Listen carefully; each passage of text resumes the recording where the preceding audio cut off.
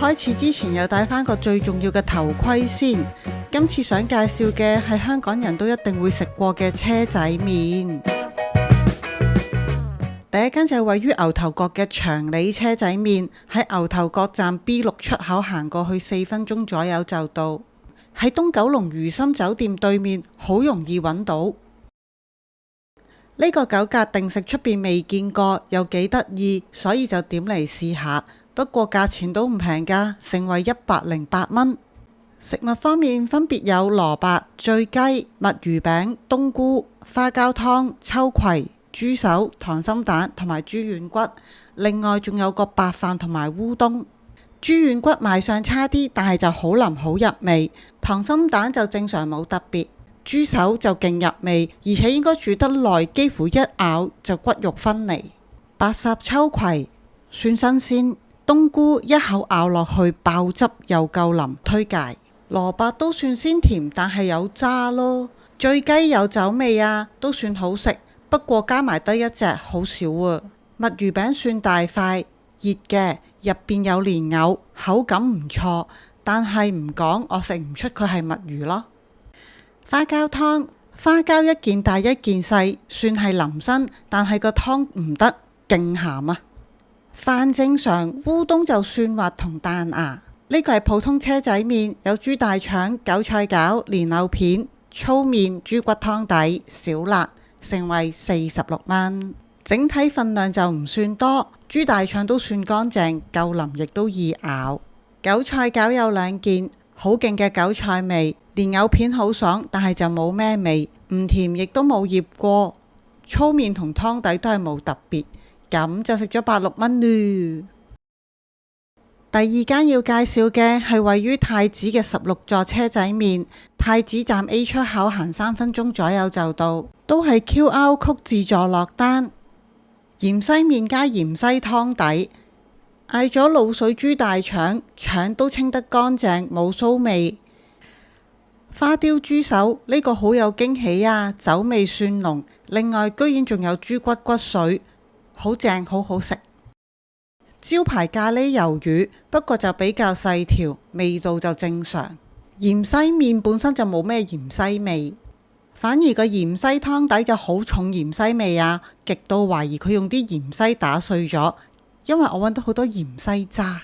勁唔吸引嘅花雕湯底蝦子麵，我唔會叫佢做蝦子麵，因為好似普通麵咯。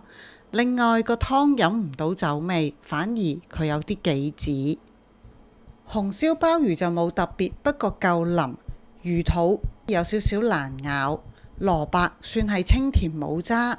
腸仔就係普通嘅腸仔，所以我冇嘢講，都唔想影。糖滷雞翼帶少少甜嘅滷水汁，味道正常啦。腐乳通菜我覺得佢太多腐乳啦，所以就有少少鹹。呢間都食咗一段時間，所以個價錢好似已經加咗價嚕。第三間係深水埗嘅文記車仔麵，多分店，但係長期都多人排隊。深水埗 D2 出口行過去2分鐘就到，又係 QR Code 自己落單嘅。加咗瑞士汁秘製辣汁嘅油麵，有上湯花膠、豬油渣、鮮蝦腐皮卷、麻辣筍絲。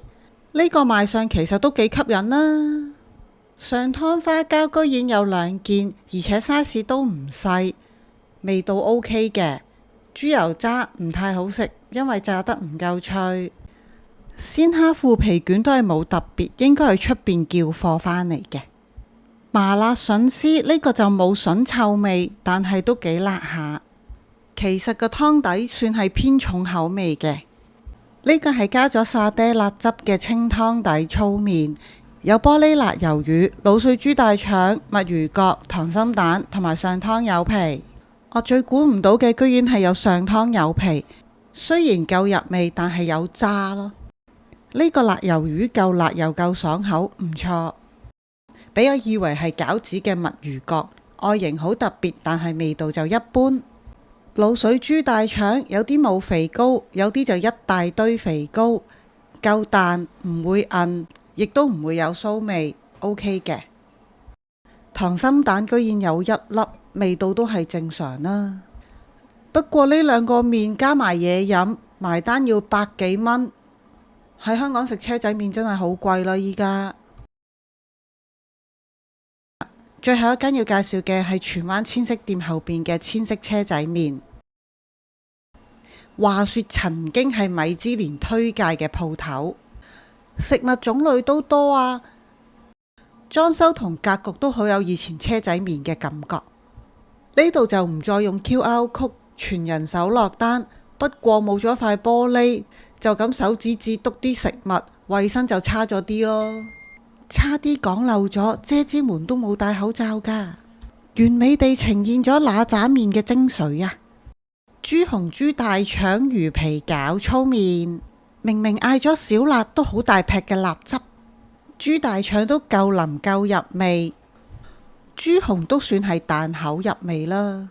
魚皮餃應該係街貨，冇特別啦。另一碗就係油麵，分別就有蝦卷、魷魚同埋雞翼。雞翼同埋魷魚都滷得好入味。蝦卷都係出邊攞貨返嚟，但我唔明白點解蝦卷入邊會有粒綠豆嘅。千祈唔好質疑我對綠豆嘅厭惡程度。價錢方面，兩碗麵再加罐可樂，差唔多要130幾蚊。依家食一碗普通嘅車仔麵，真心唔平啊！我諗我都食唔到好味又平嘅車仔麵㗎啦。食到窮又要再次努力做嘢嚕，拜拜。